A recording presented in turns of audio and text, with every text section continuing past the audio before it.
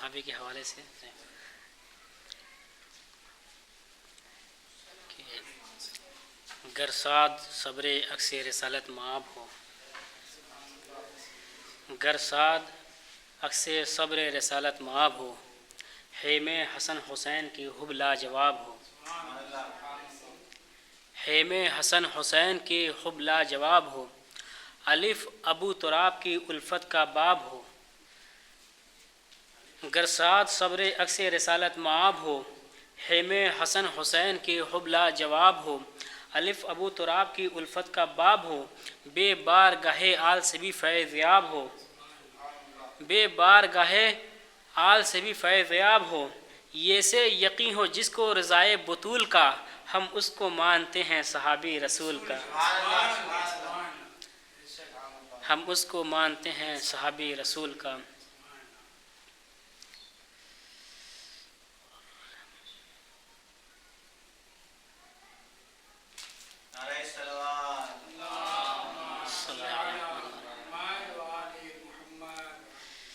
حقیقت لب اقرار کاٹنے والو، حقیقت لب اقرار کاٹنے والو، روایت رسن و دار کاٹنے والو، روایت رسن و دار کاٹنے والو، حقیقتیں نہیں کٹتی چھری کی دھاروں سے، حقیقتیں نہیں کٹتی چھری کی دھاروں سے، زبان میثم تمار کاٹنے والو، زبان میثم تمار کاٹنے والو۔ ارے صلوات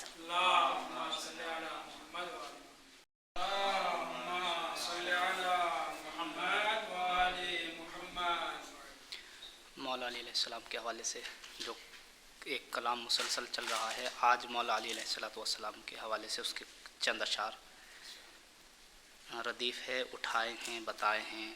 یہ نام علی پہ ہاتھوں کو یوں بھی اٹھائیے، نام علی پہ ہاتھوں کو یوں بھی اٹھائیے، احمد علی کو ہاتھوں پہ اپنے اٹھائے ہیں، احمد علی کو ہاتھوں پہ اپنے اٹھائے ہیں، سارا جہاں نصیری نہ بن جائے اس لیے، سارا جہاں نصیری نہ بن جائے اس لیے، احمد نے خود علی کے فضائل چھپائے ہیں، احمد نے خود علی کے فضائل چھپائے ہیں، سب میثمی ہیں مالک اشتر مزاج ہیں، جو محفلوں میں نعرہ حیدر لگائے ہیں،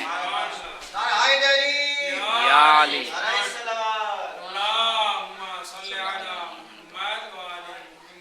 کہ صفین میں کہاں چلے حیدر کی ذوالفقار، صفین میں کہاں چلے حیدر کی ذوالفقار، جب پوری فوج مالک اشتر بھگائے ہیں، جب پوری فوج مالک اشتر بھگائے ہیں، ذکر علی سے ملتی ہے ایماں کو زندگی، نام علی سے ہم بھی دلوں کو جلائے ہیں، جب سے ملا ہے حیدر کرار کو علم، جب سے ملا ہے حیدر کرار کو علم، کچھ ہیں منافقین جو منہ کو پھلائے ہیں، کچھ ہیں منافقین جو منہ کو پھلائے ہیں، دشمن علی کے آشب ہجرت میں دیکھ لے، بستر پہ اپنے کس کو پیمبر لٹائے ہیں، کہ ذرے سے آفتاب تلک جتنی خلق ہے، ذرے سے آفتاب تلک جتنی خلق ہے، نغمہ علی علی کا سبھی گنگنائے ہیں، نغمہ علی علی کا سبھی گنگنائے ہیں، وہی اٹھائے ہیں ابو طالب پہ انگلیاں،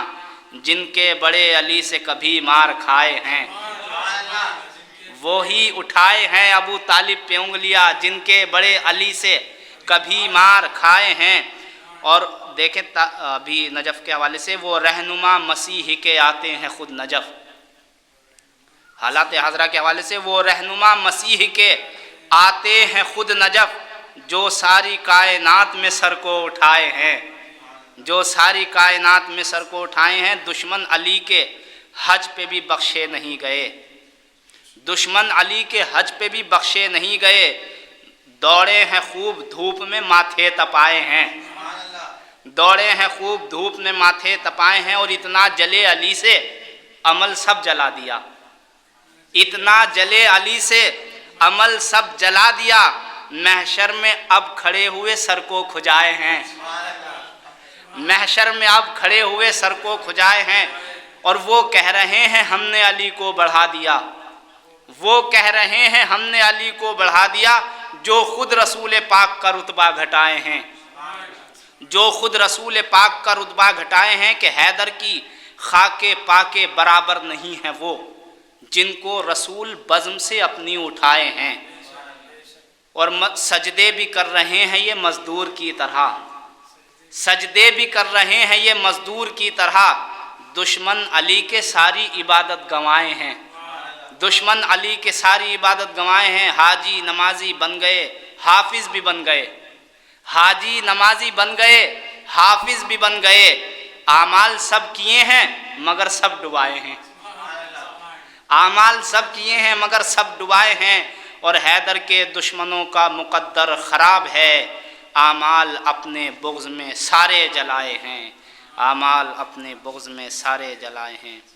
انہی مصروں کے زیر سایہ میں بڑے ادب و احترام سے گزار ہوں عالی جناب مولانا جاوید حیدر صاحب کی خدمت میں، وہ رونق منبر ہوں، اور فضائل اہل بیت علیہم الصلوۃ والسلام سے مومنین کے قلوب کو منور فرمائیں۔ صلوات پڑھیں بر محمد و آل محمد۔ اللہم صلی علی محمد و آل محمد۔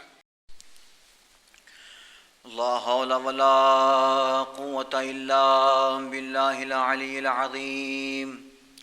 أعوذ بالله من الشيطان الرجيم، بسم الله الرحمن الرحيم۔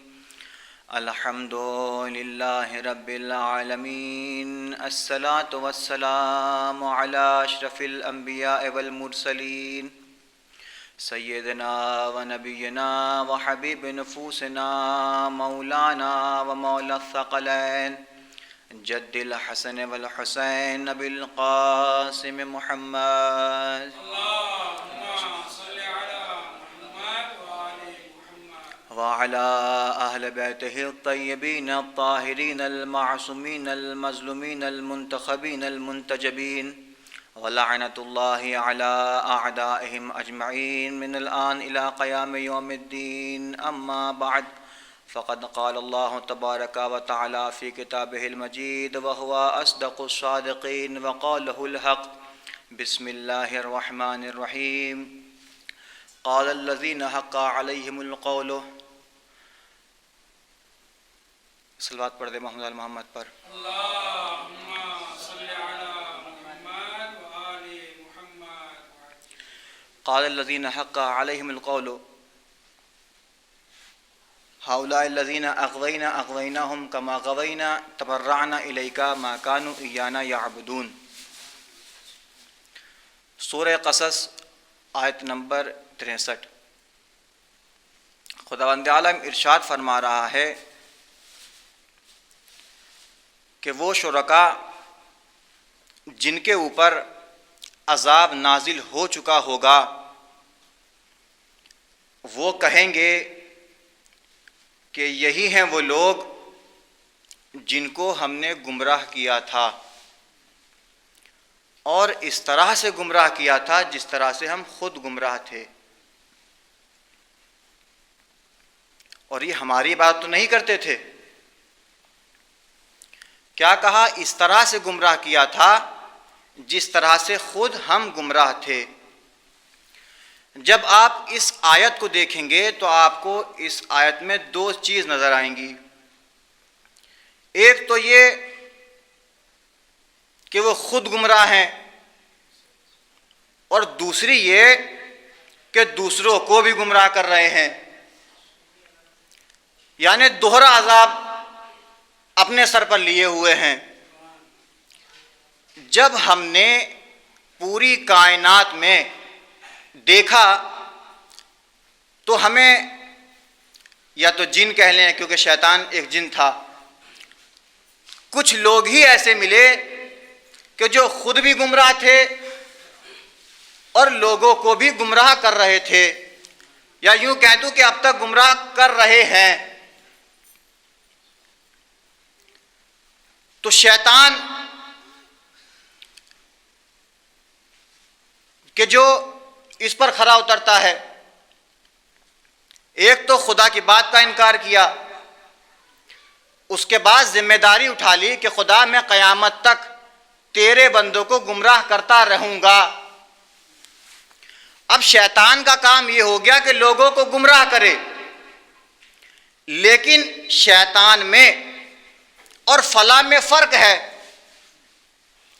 اور وہ ایسا ویسا فرق نہیں ہے، بہت بڑا فرق ہے۔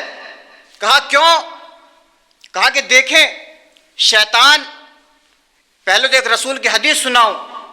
رسول نے فرمایا کہ ایک وقت ایسا آئے گا لوگ بادشاہت پانے کے لیے، حکومت پانے کے لیے لوگوں کو قتل کریں گے اور لوگوں پر ظلم کریں گے، اور مال حاصل کرنے کے لیے لوگوں کا مال غصب کریں گے اور کنجوسی کریں گے۔ یہ رسول کی حدیث ہے۔ تو اب فرق دیکھیں، شیطان گمراہ تو کر رہا ہے، لیکن کبھی شیطان نے کسی کا قتل نہیں کیا، جبکہ یہ بھی کہا جاتا ہے کہ قتل کرنا اور جو قتل میں شامل ہو دونوں برابر ہیں، لیکن پھر بھی ایک حساب سے دیکھا جائے تو قتل کرنے والا زیادہ بڑا مان جاتا ہے بقول اس کے جو قتل کروا رہا ہے، کیونکہ قتل کرنے کے لیے بھی ایک ہمت چاہیے ہوتی ہے، کیوں قتل کروانا آسان ہے، کرنا مشکل ہے۔ تو شیطان اگر کسی کو بہکا رہا ہے تو کبھی شیطان کسی کا قتل نہیں کرے گا، کسی پر ظلم نہیں کرے گا، بلکہ ظلم کروائے گا، قتل کروائے گا۔ واقعہ آپ کے سامنے پیش نظر ہے جناب حابیل و قابیل کا، حابیل سے کہہ کے جناب قابیل کو قتل کروا دیا۔ لیکن فرق یہاں ثابت ہوتا ہے کہ کچھ لوگوں نے، فلاں لوگوں نے حکومت پانے کے لیے زور زبردستی کر لوگوں کا قتل کروایا، کہا یا تو ایمان لے آؤ یا قتل کر دیے جاؤ گے۔ تو بھائی پتہ یہ چلا کہ جو ایک ایک کر کے لوگوں کو قتل کرے وہ کیا ہے؟ پہلے اور دوسرے تیسرے خلیفہ ہیں کہ جنہوں نے قتل کیا، یا دوسرا جملہ یوں کہہ دوں کہ شیطان نے لوگوں کو گمراہ کیا، لیکن ایک ایک کر کے گمراہ کیا۔ تو پتہ یہ چلا جو ایک ایک کر کے لوگوں کو گمراہ کرے اسے کہتے ہیں شیطان، اور جو پوری امت مسلمہ کو گمراہ کر دے اسے کہتے ہیں ابو شیطان۔ ایک صلوات پڑھ دے محمد والے محمد پر۔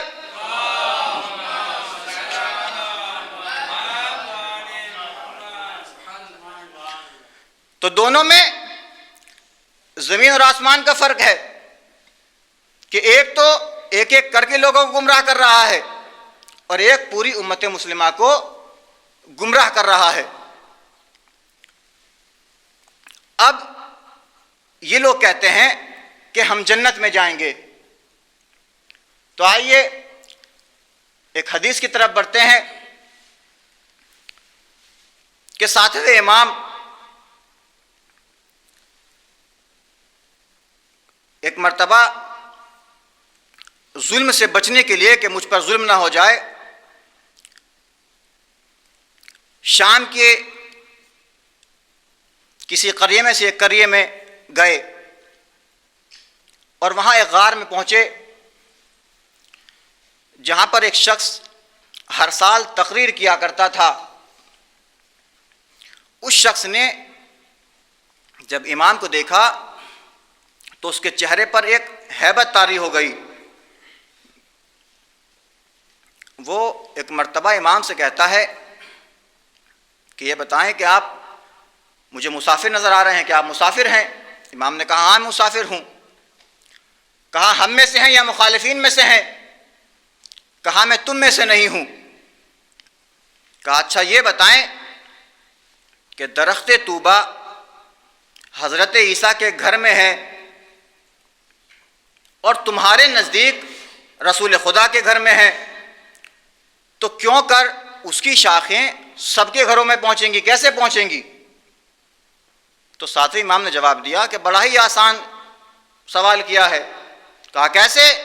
کہا جیسے سورج آسمان میں ہے لیکن ہر جگہ اپنی روشنی پھیلاتا ہے، ہر گھر میں اس کی روشنی پہنچتی ہے۔ کہا دوسرا سوال یہ ہے، دیکھیے نتیجہ کیا نکلے گا، جنت میں ایسے نہیں جا سکتا کوئی بھی۔ کہا دوسرا سوال کیا ہے؟ کہا دوسرا سوال یہ ہے، یہ بتائیں کہ جنت میں جو جتنا کھانا کھاتا ہے اس کا وہ کھانا ہی ختم نہیں ہوتا، یہاں تک کہ وہ سیر ہو جاتا ہے لیکن کھانا ختم نہیں ہوتا، یہ کیسے ہو سکتا ہے؟ کہا تم نے چراغ دیکھا ہے؟ چراغ سے لوگ روشنی حاصل کرتے ہیں لیکن چراغ پہ کوئی اثر نہیں پڑتا۔ کہا تیسرا سوال یہ ہے کہ یہ بتائیں کہ لوگ جنت میں کھانا تو کھائیں گے لیکن کوئی حاجت نہیں ہوگی، بولو قائد کہ یہ کیسے؟ کہا اس کا ہی بڑا آسان جواب ہے کہ بطن مادر میں جب بچہ ہوتا ہے تو کھانا پینا سب کھاتا ہے لیکن کوئی حاجت نہیں ہوتی۔ کہا آخری سوال یہ بتائیں کہ جنت کی جو چابی ہوگی وہ سونے کی ہوگی یا چاندی کی ہوگی؟ دیکھیے بڑا ہی خوبصورت جواب دیا۔ کہا چابی نہ تو سونے کی ہوگی نہ چاندی کی ہوگی، بلکہ چابی ہوگی کیا؟ زبان چابی ہوگی۔ کہا کیا مطلب زبان چابی ہوگی؟ کہا اگر کوئی اپنی زبان سے کہے گا لا الہ الا اللہ محمد رسول اللہ علی ولی اللہ، کہا اگر اتنا کہہ دے گا تو یہی چابی ہے، اسی کے ذریعے سے جنت میں جا سکتا ہے۔ تو اب ذرا یہ بتائیے کہ تم اس پر کتنے کھرے اترتے ہو؟ کہ لا الہ الا اللہ محمد رسول اللہ تک تو پہنچتے ہو، اس کے بعد بدل جاتے ہو۔ اور آج کل کا زمانہ تو یہ چلا ہے کہ ہم تو نعت علی پڑھتے ہیں، انہوں تو نعت ابو بکر بھی نکال دی ہے۔ آج کل آپ سنیں نعت ابو بکر یا نعت عثمان نکالی ہوئی ہے، نہیں، یعنی ہر چیز تو چاہ رہے ہیں، مخالفت میں چاہ رہے ہیں کہ ہم اگر یہ آگے ہیں تو ہم بھی آگے بڑھ جائیں۔ اب ان کا انجام کیا ہوگا تو سنیں، رسول نے فرمایا گناہ تین طرح کا ہوتا ہے۔ ایک وہ گناہ جو بخشا جائے گا، دوسرا وہ جو بخشا نہیں جائے گا، اور تیسرا وہ جس میں امید ہے بخشا بھی جا سکتا ہے نہیں بھی بخشا جا سکتا۔ اب لوگوں نے سوال کیا ذرا اور وضاحت کر دیں، ہمیں سمجھ میں نہیں آیا کہ کیسا گناہ جو بخشا جائے گا نہیں بخشا جائے گا اور بخشا بھی جائے گا نہیں بخشا جائے گا۔ کہا سنو، جو گناہ بخشا جائے گا خداوند عالم اس کا عذاب آپ کو دنیا ہی میں دے دے گا، اور خدا پر یہ زیب نہیں دیتا کہ جب وہ ایک بار عذاب دے چکا ہے تو بعد میں پھر اس کا عذاب دے۔ اور دوسرا وہ عذاب کہ جو بخشا نہ جائے گا، وہ کیا ہے؟ کہا ظلم ہے۔ اگر ایک بندے نے کسی دوسرے بندے پر ظلم کیا ہے تو خداوند عالم کہہ رہا ہے کہ وہ بخشا نہیں جائے گا۔ اگر کسی بے سینگ جانور نے یا کسی سینگ والے جانور نے کسی بے سینگ جانور کو مارا ہے تو یہ اس کے اوپر ظلم ہے۔ تو اگر ہم جیسے انسان پر کوئی ظلم کر رہا ہے تو خدا کہہ رہا ہے کہ بخشا نہ جائے گا، تو ہم جیسے انسان پر اگر کوئی ظلم کرا تو بخشا نہ جائے۔ ارے اور وہ آدمی کہ جس کے صدقے میں پوری کائنات خلقی گئی ہو، اگر اس کے اوپر کوئی ظلم کرے تو خدا کیسے بخشے گا؟ ایک صلوات پڑھ دے محمد والے محمد پر۔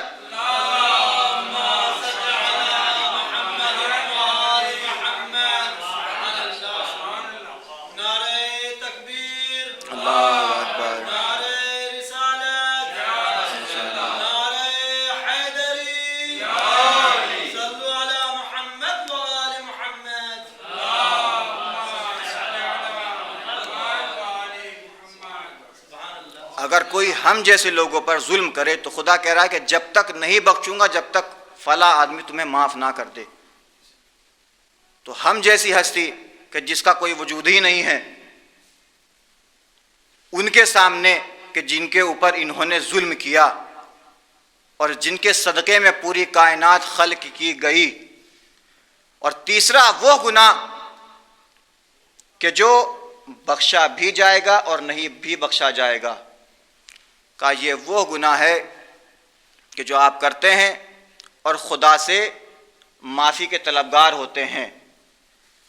اب آپ یہ سوچ کر کرتے ہیں کہ خدا معاف کرے گا یا نہیں، بلکہ یہ کہنا چاہیے، یہ سوچنا چاہیے خدا معاف ہی کر دے گا۔ تو اس میں کہا گیا کہ خدا بخش بھی سکتا ہے نہیں بھی بخش سکتا۔ تو یہ تین گناہ تھے جو میں نے آپ کو بیان کیے۔ تو بات چلی تھی کہ وہ لوگ کہیں گے کہ ہم نے گمراہ کیا. کیسے گمراہ کیا؟ ویسے ہی گمراہ کیا کہ جیسے ہم خود گمراہ ہوئے تھے. ایک صلوات پڑھ دیں محمد آل محمد پر.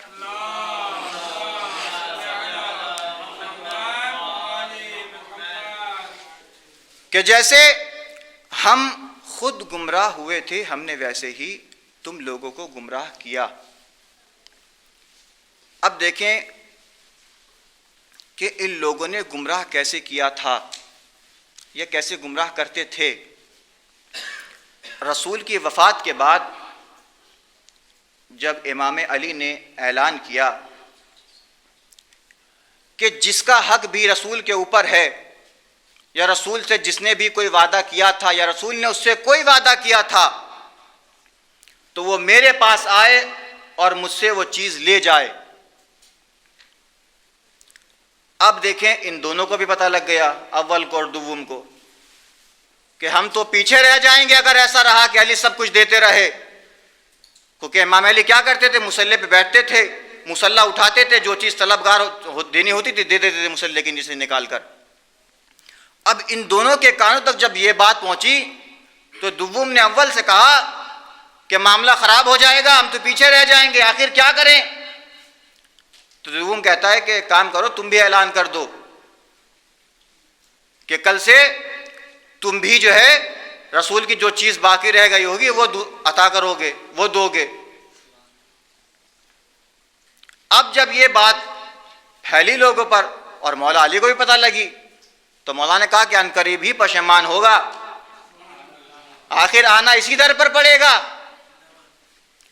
اب اگلے ہی دن نماز صبح ہوئی. صبح کی نماز کے بعد ایک اعرابی شخص آیا اور آنے کے بعد کہتا ہے اینا ولی رسول، رسول کا ولی کون ہے؟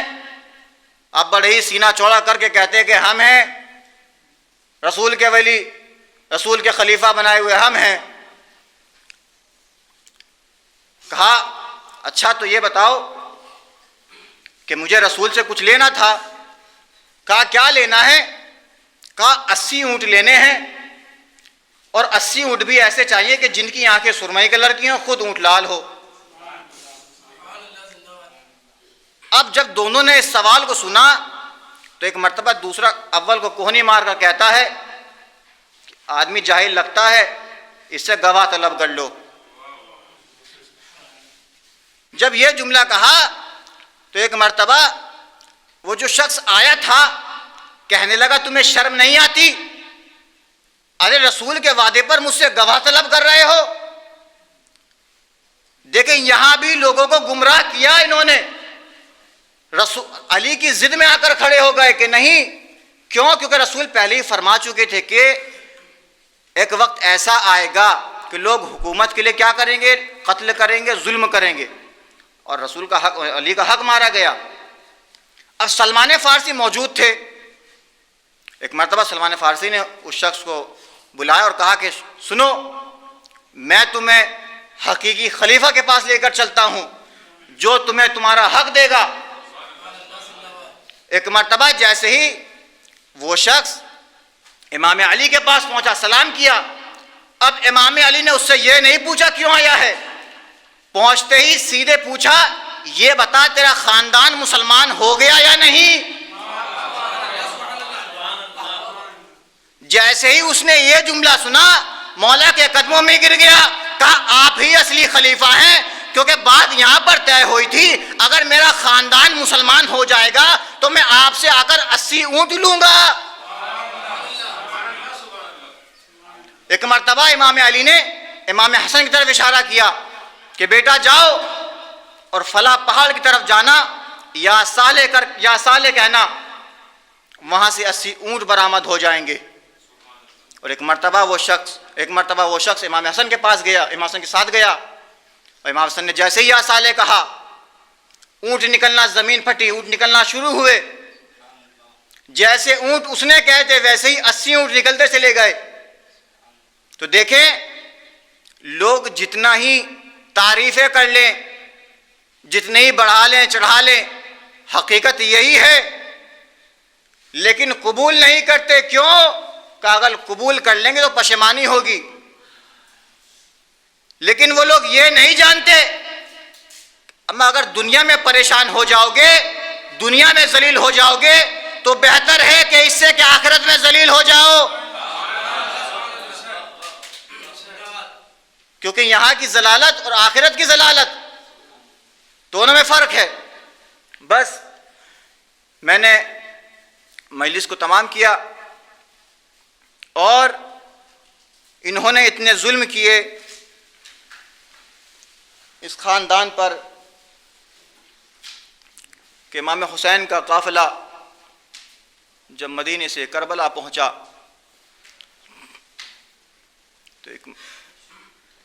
تو وہاں پر امام حسین نے اب تک جو حضرت عباس کو روکتے ہوئے آئے تھے کہ بیٹا کربلا آ جائے, کربلا آ جائے, جنگ کی اجازت نہیں دی تھی مولا عباس کو, کربلا کا انتظار کروا رہے تھے. اب کربلا بھی آ گئی. ایک مرتبہ حضرت عباس امام حسین کے پاس آتے ہیں, کہتے ہیں اے آقا حسین لڑنے کی اجازت چاہتا ہوں. ایک مرتبہ امام حسین کہتے ہیں اے عباس تم تو ہمارے لشکر کے علمبردار ہو. ایک مرتبہ حضرت عباس کہتے ہیں کہ آقا حسین ارے وہ لشکر ہی کا رہا جس کی میں علمبرداری کروں. کہتے ہیں کہ اچھا ٹھیک ہے, بچوں کے لیے پانی کا انتظام کر دو. ایک مرتبہ حضرت عباس گھوڑے پر سوار ہوئے. تاریخ کہتی ہے کہ 4000 کا لشکر تھا دریائے فرات پر. اس کو ہٹایا, دریا پر قبضہ کیا, گھوڑے کو نہر میں اتارا, مشکیزے کو بھرا. ایک مرتبہ حضرت عباس چلو میں پانی لیتے ہیں اور ہونٹوں تک لے کر آتے ہیں. تھوڑی دیر رکے اور رکنے کے بعد پانی کو پھینک دیا. دشمنوں نے جب یہ منظر دیکھا تو سمجھ نہیں پائے کہ آخر حضرت عباس نے ایسا کیوں کیا. لیکن جب حضرت عباس پانی بھر کر واپس پلٹے تو ایک جملہ کہا. کیا کہا کہ عباس کیا تجھے گوارا ہے کہ تیرا آقا حسین خیمے میں پیاسا بیٹھا ہو اور تو پانی پی لے. تب سمجھ میں آیا کہ حضرت عباس نے پانی چلو میں لے کر پھینک کیوں دیا تھا. حضرت تاریخ بتاتی ہے کہ جب حضرت عباس آئے تھے تو سیدھے راستے سے آئے تھے, لیکن جب چلے ہیں تو نخلستان کے راستے سے چلے ہیں, کیونکہ پانی کی حفاظت بھی کرنی ہے اور سکینہ کو جو وعدہ کیا تھا وہ بھی پورا کرنا ہے. تاریخ بتاتی ہے کہ اب یہ کچھ ہی دیر چلے تھے کہ حضرت عباس کا دایاں بازو قلم کر دیا گیا. حضرت عباس نے مشکیزہ کو بائیں بازو میں پکڑا. خدا آپ کو کوئی غم نہ دے سوائے غم سید الشہداء میں. حضرت عباس نے مشکیزے کو بائیں بازو میں پکڑا. اب تھوڑی دیر اور چلے تھے. تاریخ بتاتی ہے کہ کسی نے ایسا وار کیا کہ حضرت عباس کا بایاں بازو بھی قلم ہو گیا. اب ابھی حضرت عباس کی آس نہیں ٹوٹی. کیوں؟ کیونکہ مشکیزہ سلامت ہے, سکینہ کا وعدہ باقی ہے. لیکن حضرت عباس کی آس جب ٹوٹی, ارے جب تیر آ کر مشکیزے پر لگا, حضرت وہ پانی بہہ گیا. اب حضرت عباس نے گھوڑے کا رخ موڑ لیا, کیونکہ کیا ہوا وعدہ تھا, پورا کرنا تھا. ارے جیسے ہی گھوڑے کو موڑا, کچھ ہی اسنا کے بعد ایک تیر آ کر آنکھ پر لگا. ارے ذرا تصور کریے, جب کوئی تنکا ہماری آنکھ میں چلا جاتا ہے تو ہم سے برداشت نہیں ہوتا, ہم بے چین ہو جاتے ہیں. ارے ہائے حضرت عباس جس کی آنکھ میں تیر لگا. ارے تاریخ بتاتی ہے کہ حضرت عباس نے اپنے دونوں پیروں کو بلند کیا, چاہتے ہیں کہ دونوں پیروں سے اس تیر کو نکال لیں, لیکن نکال نہ سکے, ذہن سے زمین پر تشریف لائے. ارے ذرا تصور کریے کہ جب کوئی بڑے مقام سے کوئی بالا جگہ سے اوپر سے نیچے کی طرف آتا ہے تو سب سے پہلے اپنے ہاتھ زمین پر ٹیکتا ہے. ہائے رے عباس, ارے جس کے ہاتھ قلم کر دیے گئے جب زمین پر آیا ہے تو منہ کے بل زمین پر آیا اور ایک آواز دی, السلام علیکم یا ابا عبداللہ. امام حسین دوڑے, بھائی کا آخری سلام قبول کیا. ایک مرتبہ عباس سے کہتے ہیں اے بھائی عباس کیا کوئی آخری خواہش ہے؟ کہا آقا حسین ایک آخری خواہش ہے، کہا بتاؤ کیا خواہش ہے؟ کہا اے بھائی اے آقا حسین چاہتا ہوں سب سے پہلے آپ کی زیارت کر لوں۔ کہا تو زیارت کر لو، کیوں زیارت نہیں کرتے؟ کہا اے آقا حسین ایک آنکھ میں تیر لگا ہے اور ایک آنکھ میں خون جمع ہے، ذرا اپنے ہاتھوں سے میری آنکھ کا خون تو صاف کر دیں۔ خون صاف کیا۔ حضرت عباس نے امام حسین کی زیارت کی۔ ایک مرتبہ کہتے ہیں اور کوئی خواہش ہے؟ کہا اور کوئی خواہش نہیں، بس یہ خواہش ہے کہ میرے جنازے کو خیمے کی طرف نہ لے جانا، اس لیے کہ سکینہ سے وعدہ کر کے آیا تھا پانی لے کر آؤں گا، ارے میں وعدہ پورا نہ کر سکا۔ ایک مرتبہ امام حسین کہتے ہیں اے عباس ارے میری بھی ایک خواہش ہے۔ کہا بتائیے یہ غلام آپ کی کیسے کیوں آپ کی خواہش پوری نہ کرے گا؟ کہ یہ خواہش ہے کہ اب تک آج تک تو نے مجھے ہمیشہ آقا کہہ کر پکارا ہے، ذرا ایک مرتبہ بھائی کہہ کر پکار۔ ارے جیسے ہی حضرت عباس نے امام حسین کو بھائی کہا جنت کی طرف روح پرواز کر گئی۔ انا للہ و انا الیہ راجعون۔ حسن بقضاء تسلیما لامرہ۔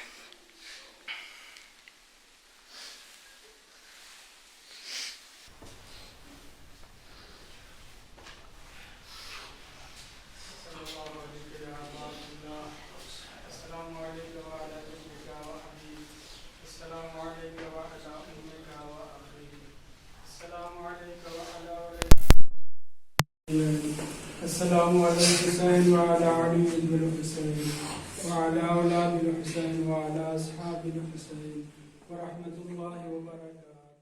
اللہم صلی علی محمد